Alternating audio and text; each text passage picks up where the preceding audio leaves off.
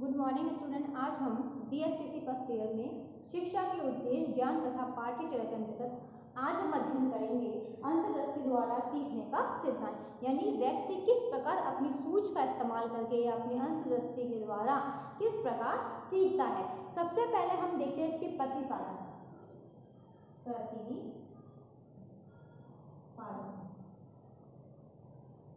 इसके प्रतिपादन कौन थे? कोहलर और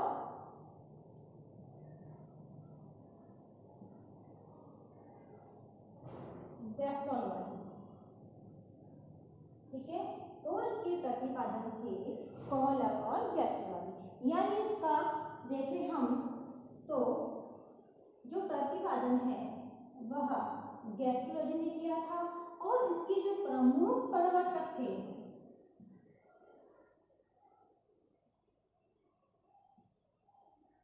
इसके जो प्रमुख प्रवर्तक थे वो थे कोहलर। यानी जो ये सिद्धांत है वह दिया किसने? कोहलर ने दिया, गैस्ट्रोलॉजी ने सिद्धांत को बनाया था। अब इसमें हम देखते हैं कि अब जो गैस्ट्रोलॉजी थे उनका कहना था कि व्यक्ति बोध व प्रयत्न के द्वारा सीखता है। सीखने के साथ साथ वह कहीं ना कहीं अपनी अंतर्दृष्टि सूझ का इस्तेमाल करता है, तभी वह सीखता है। अब इसके अंदर उन्होंने कहा कि इसकी प्रमुख विशेषता यह है कि व्यक्ति भूल के द्वारा सीखता है और सही समय पर अगर वह अपनी बुद्धि का इस्तेमाल करता है तो वह सीखने के लिए अधिक उन्मुक्त हो जाता है। यानी हम देखते हैं कि व्यक्ति जब नई परिस्थिति में रहता है तो वह अपने मस्तिष्क का इस्तेमाल करके उस परिस्थिति में ढलना सीख जाता है, क्योंकि हमें हर परिस्थिति में ढलना आना चाहिए और परिस्थिति में ढलने के लिए हम हमारी सूझ या अंतर्दृष्टि का उपयोग करते हैं। अब हम देखते हैं कि कोहलर द्वारा किया गया प्रयोग। तो जो कोहलर थे उन्होंने सुल्तान नामक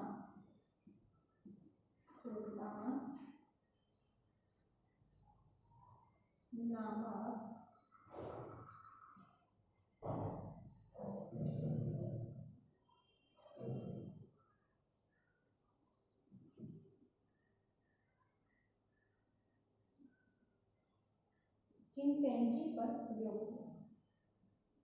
अब जो कोहलर थे उन्होंने किस पे प्रयोग किया? चिंपैंजी पर। और चिंपैंजी का जो नाम था वह था सुल्तान। अब उन्होंने क्या करा कि चिंपैंजी को एक पिंजरे में बंद कर दिया। जो भूखा चिंपैंजी था उसको क्या कर दिया? पिंजरे में बंद कर दिया। बंद करने के बाद जो कोहलर थे उन्होंने क्या करा कि कुछ ऊंचाई पर अंगूर के जो गुच्छे थे उसको लटका दिए। अब जो गुच्छे थे वह चिंपैंजी के हाथ में तो नहीं आ पा रहे थे, तो चिंपैंजी ने क्या करा कि पिंजरे के पास में एक बॉक्स रखा था, उस बॉक्स पर रखकर उस अंगूर को प्राप्त करने की कोशिश की। अब कोशिश किससे की? उसने अंतर्दृष्टि यानी सूझ का इस्तेमाल करते हुए उस गुच्छे को प्राप्त किया। फिर कोहलर ने पुनः क्या करा? उसकी परिस्थिति को और कठिन बनाने के लिए उसने उस अंगूर के गुच्छे को और ऊंचाई पर रख दिया। रखने के पश्चात चिंपैंजी क्या करता है कि उसके मस्तिष्क में सूझ आती है, समझ आती है कि वह क्या करेगा कि एक बॉक्स के ऊपर दूसरा बॉक्स रखकर गुच्छों को प्राप्त करने का प्रयास करता है। जब वह इस प्रकार का प्रयास करता है तो वह गुच्छे को प्राप्त करने में सफल हो जाता है। उसके बाद तीसरी परिस्थिति में कोहलर ने फिर क्या करा? उस गुच्छे को अधिक ऊंचाई पर टांग दिया। टांगने के पश्चात जो चिंपैंजी था उसके मस्तिष्क में आया कि जो अब ये जो गुच्छा है वह मुझे ऐसे हाथों आने से रहा।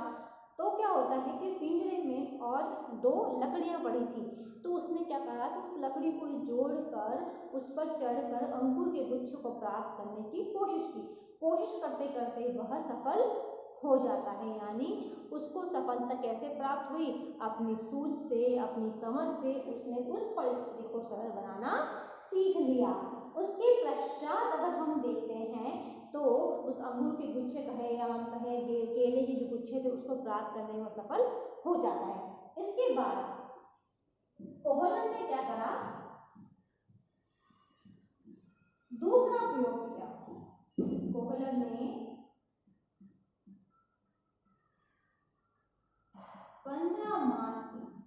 15 महीने की लड़की पर भी प्रयोग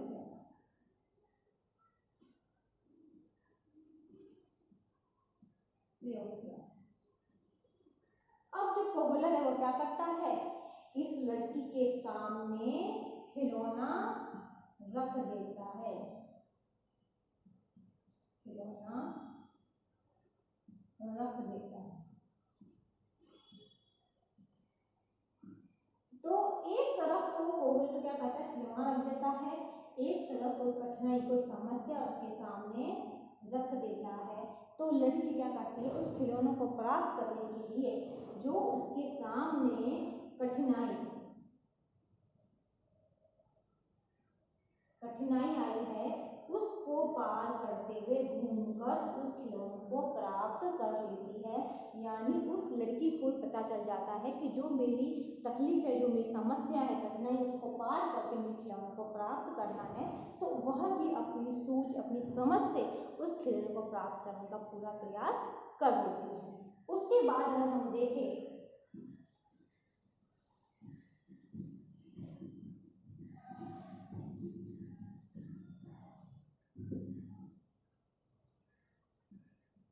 जो अल्पॉट थे उन्होंने क्या करा, उन्होंने भी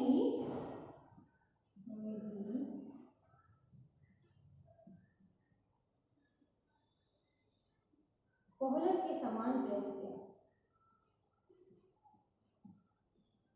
समान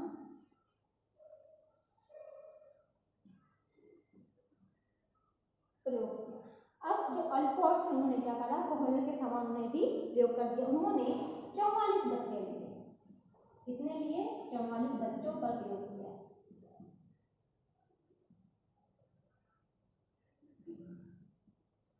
और जो 44 बच्चे थे वह सभी आय के थे, ये सभी आयु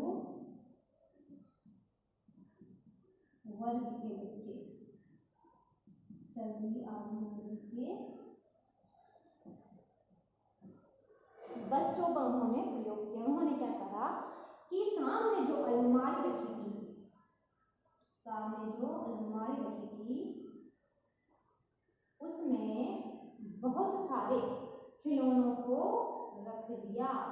रख देने के पश्चात, क्योंकि कुछ खिलौने ऊपर ऊंचाई पे थे, कुछ नीचे थे, तो उन बच्चों पर जब प्रयोग करते हैं तब हमें वहाँ पर ज्ञात होता है कि जो बच्चों के द्वारा जो सभी खिलौने हैं वह प्राप्त कर लिए जाते हैं। यानी वह बच्चे भी उन खिलौनों को प्राप्त करने में सफल हो जाते हैं। तो इससे सिद्ध होता है कि जो बच्चे हैं वह अंतर्दृष्टि का प्रयोग करते हैं, अपनी समझ का उपयोग करते हैं, ताकि समझ का उपयोग करके वह सफलता को प्राप्त कर देते हैं।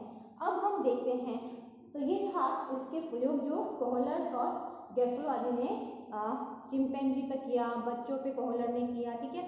तो यह थे इसके प्रयोग। अब हम देखते हैं इसको प्रभावित करने वाले कारक कौन से हैं।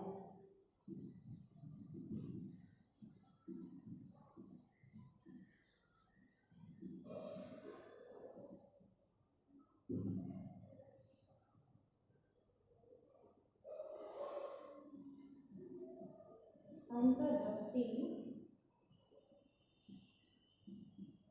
को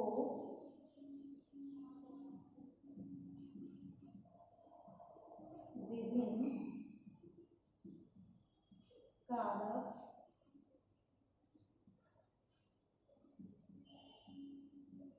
प्रभावित करते हैं। अब हम देखते हैं इसको प्रभावित करने वाले कारक। अब इसको कौन प्रभावित करेगा,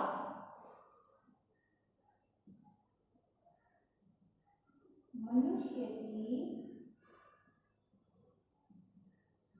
बुद्धि। फिर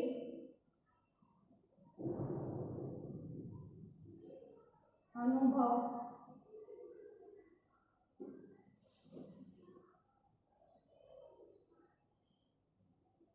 प्रत्यक्षीकरण,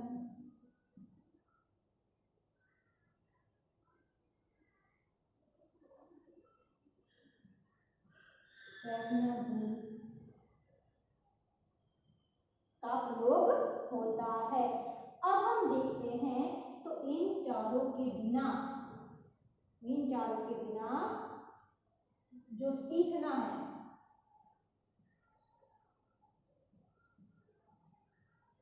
असंभव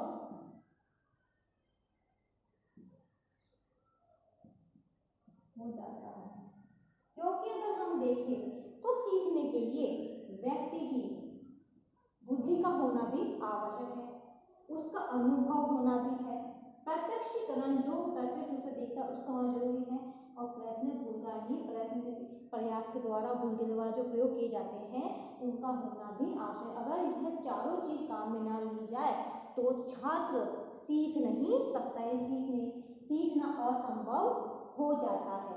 इसके अंतर्गत हम देखते हैं तो इसके अंतर्गत जो अधिगम है वह कहाँ संभव नहीं है, पढ़ना है लिखना है उस प्रकार की चीजें हैं वह इसमें बाधा उत्पन्न कर सकती है। अब हम देखते हैं इसके विभिन्न तत्व।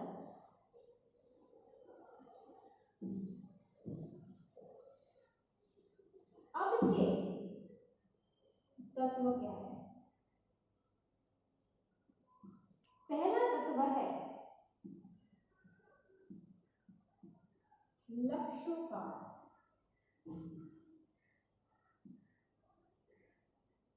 स्पष्ट होना। जो हमारा लक्ष्य है पहले से स्पष्ट होना चाहिए कि हमें किन लक्ष्यों की प्राप्ति करनी, तभी हम उसको प्राप्ति कर सकते हैं। फिर है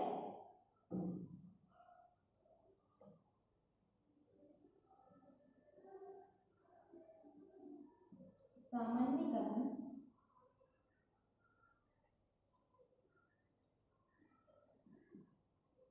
की शक्ति। अब सामान्यीकरण की शक्ति भी होनी चाहिए क्योंकि हम उसको सार्वजनिक रूप से सभी लोगों पर लागू करते हैं प्रयोग में। फिर है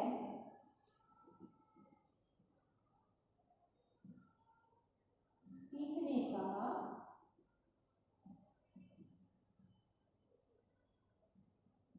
स्थानांतरण, यानी जो चीज हम सीखते हैं तो दूसरे व्यक्तियों को हम स्थानांतरण करते हैं, एक दूसरे के द्वारा ही हम सीखते हैं। फिर है संपूर्ण इकाई का बोध। इसका मतलब है जो भी हम प्रयोग कर रहे हैं, जो भी चीज हम काम में ले रहे हैं उसको पहले से ही हमें स्वयं को ज्ञात होना चाहिए, तभी हम उस पर हम प्रयोग कर सकते हैं। तो ये थे इसके तत्व, यानी अंतर्दृष्टि के अंतर्गत प्रयोग के अंतर्गत हमें किन तत्वों की आवश्यकता पड़ती है। अब हम देखते हैं इसकी शैक्षणिक उपयोगिता।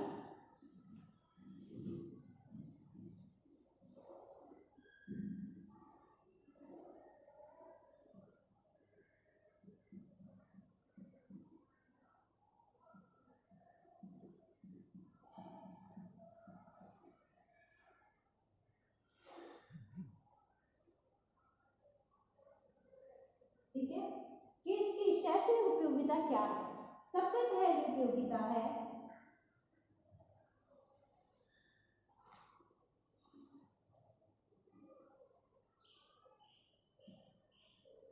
बच्चों के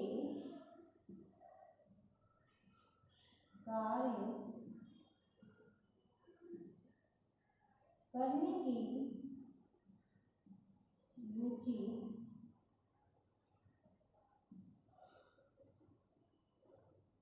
बनी रहती है।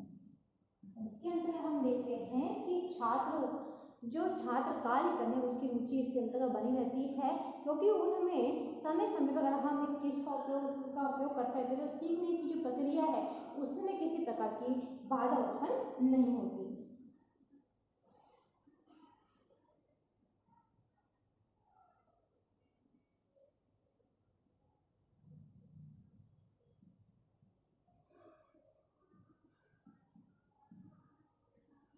कठिन कार्य करने की प्रेरणा, यानी हम इस प्रयोग के द्वारा छात्रों को कठिन से कठिन कार्य करने की या सूझबूझ से कार्य करने की प्रेरणा का विकास होता है।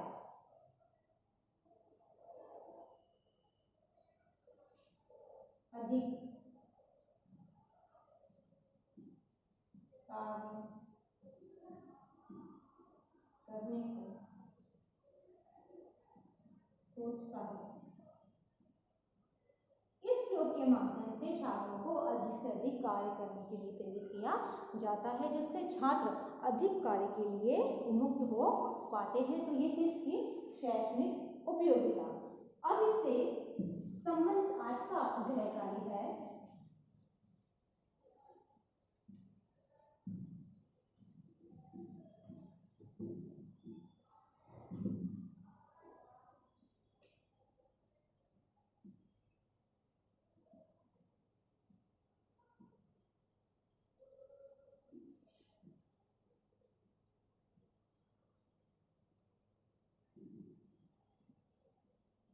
अंतर्दृष्टि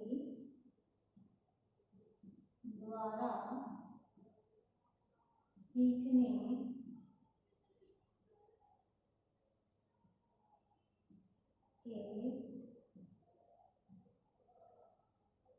सिद्धांत को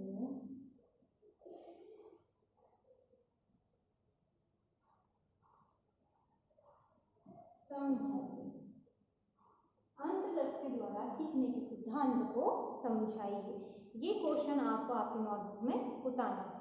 अंत में एक विशेष बात, जैसा कि आप सभी को पता है कि देश में कोरोना जैसी महामारी बहुत फैल रही है। इससे सुरक्षित रहने के लिए आप मुंह में मास्क लगाइए, हाथों को सैनिटाइजर करिए। यदि आप बाहर जाते हैं, किसी व्यक्ति के संपर्क में आते हैं, तो कम से कम 6 फीट की दूरी बनाए रखिए, जिससे आप सुरक्षित रहोगे तो आपका घर भी सुरक्षित रहेगा। धन्यवाद।